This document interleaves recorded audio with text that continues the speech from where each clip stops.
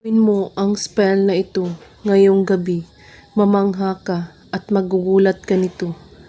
Kayang baguhin ng spell na ito ang anumang uri na hindi pagkakaunawaan sa pag-ibig o kaya nitong paibigin ang isang tao. Bigkasin mo lang ang mga salitang ito ngayong gabi. Habang binibigkas nito ay pagkakaisipin ang taong gusto mo o ang taong may galit o tampo sa'yo. Banggitin ito, Zite, Zor, Lachimor.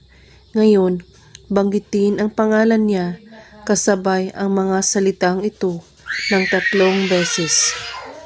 At ngayon, anumang galit o tampo ang may tao kang gustong mapaibig ay mangyayari ito. Mag-antay lamang, gawin ito na may taus-pusong paniniwala, walang ibang iniisip at pagdududa. At kung may katanungan po kayo ay magko-comment lang po sa baba. Maraming salamat sa panunood. May God bless us all.